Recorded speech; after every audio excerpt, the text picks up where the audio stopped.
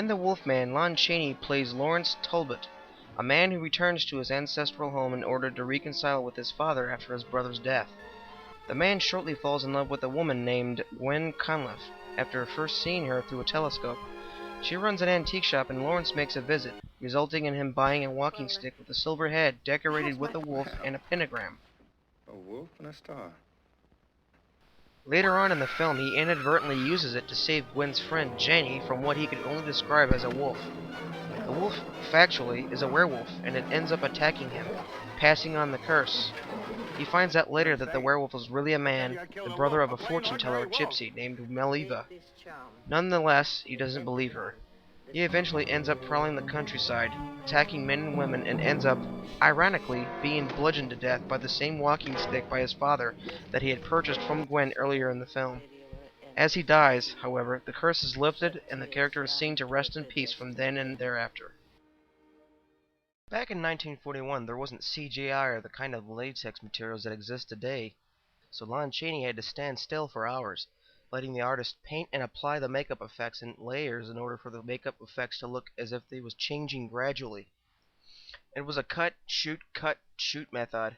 They had to draw an outline of his head on a pane of glass so that when new makeup was applied for the respective shot, he could line his head back up to the same position it was at the end of the last one in order to make the continuity.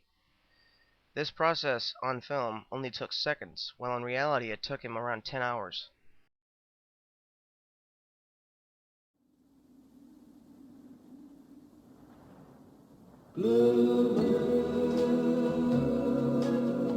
You saw me standing alone, without a dream in my heart, without a love of my own. An American Werewolf in London stars David Naughton and Griffin Dunne as David Kessler and Jack Goodman, respectively. After all the warnings they had received from a local pub, they stray off the road and backpack their way onto a moor. They are both attacked by an unknown animal.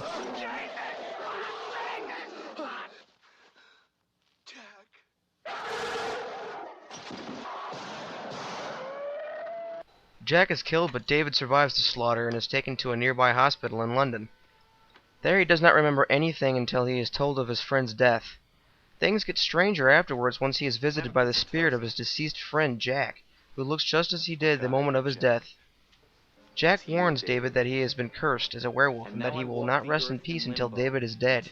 Jack urges David to kill himself, but to no avail, in order to break the line of the curse but to also prevent from killing others, or worse, spreading the werewolf curse. A nurse named Alex Price, played by Jenny Agutter, becomes infatuated with David after he begins to believe in his curse and starts to talk about it with her. David is in Alex's apartment when he has his first change. He then goes on to prowl the night, killing several Londoners, and then wakes up on the ground in a wolf cage at the zoo. He is again visited by his friend Jack, more decayed, along with the spirits of the people he had killed the previous night. Again, after urging him to end his own life, he fails and ends up terrorizing London for the last time.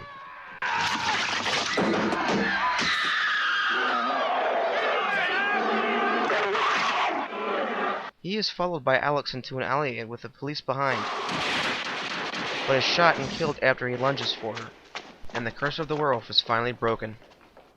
The makeup effects used in the film impressed the Academy of Motion Picture Arts and Sciences so much they created a new award category, Outstanding Achievements in Makeup. Not only does this film dazzle the audience with its superior horror, it does have its share of humor, for example the conversations that David has with undead Jack in the hospital.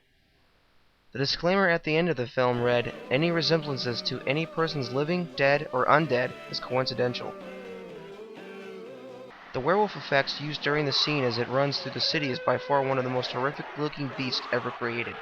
There are records of some of the test audience leaving the screening of the film because it was so terrifying.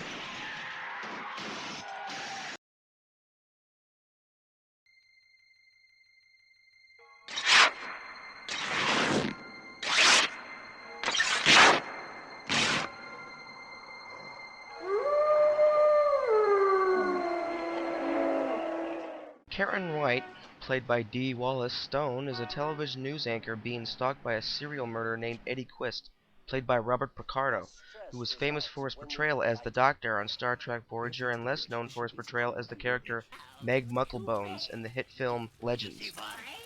In cooperation with the police, she follows a scheme to meet Eddie in a porn theater. Eddie forces Karen to watch a video of a woman being raped, but furthermore, she screams once he asks her to turn around and look at him. The police enter and shoot Eddie. After the endeavor, she ends up suffering from amnesia, and her therapist, Dr. George Wagner, sends her and her husband to the Colony, a secluded resort in the countryside where he sends all of his patients for treatment. The Colony is filled with strange, obscure people, one in particular by the name of Marcia Quist, who is a nymphomaniac. She tries to seduce Bill, Karen White's husband, but he resists. He is then attacked by a wolf-like creature on his way back to his cabin. He later returns to Marcia in the middle of the woods and they both have sex. During so, they both shift into werewolves. Afterwards, Karen summons Terry Fisher, played by Belinda Balaski, to the resort, and she eventually makes a connection with Eddie Quist to the resort from a sketch he had left behind. While Terry Fisher resumes her investigation, she is attacked by werewolves and one corners her in Dr. Wagner's office, the office of Karen's therapist. Before she was killed, she had called her boyfriend Chris, who has been let in on the werewolf angle, and sets on for the resort armed with a rifle and silver bullets. Karen is finally confronted by the not-so-dead Eddie Quist, and he transforms into a werewolf in front of her. She escapes and Eddie is later shot by Chris. Afterwards, most of the colony is dealt with by Chris's silver bullets, and both him and Karen escape with a few werewolves straggling behind. Afterwards, Karen transforms into a werewolf while on live television to show everybody in the world that werewolves exist. She is shot and killed by Chris, reluctantly. This film was notable for its special effects, which were very convincing for its time. Rick Baker was the original special effects artist for the film, but left the production to do effects for an American Werewolf in London, while leaving the effects work to Bob Botten. It went down as his best work, and most clever. They used condoms for air bladders in order to portray the bubbling effect on Robert Picardo's shoulders, face, and chest during his transformation. The film went on to win the 1980 Saturn Award for Best Horror Film, and the transformation scene is ranked number 81 on Bravo's 100 Scariest Movie Moments.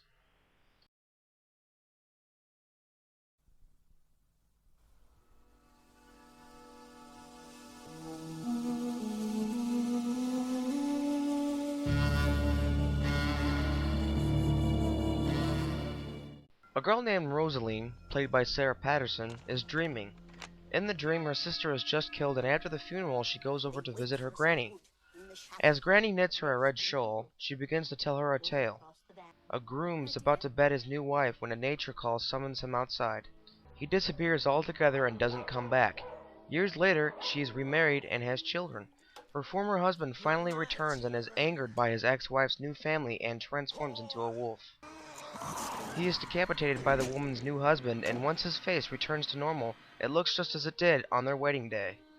Another story told is by Rosaline to her mother. A woman has been done a horrible wrong by a rich, young nobleman. She shows up at his wedding and transforms everybody into wolves. They escape into the forest, but the woman, who is really a sorceress, commands that all the wolves serenade her and her child every night from then on. Finally, Rosaline encounters a charming huntsman on her way to her granny's house. He offers that his compass will get her there much faster than the path that she takes every day. They make a bet. If she arrives first to her grandmother's house, he will give her his compass, and if he arrives first, she will have to kiss him.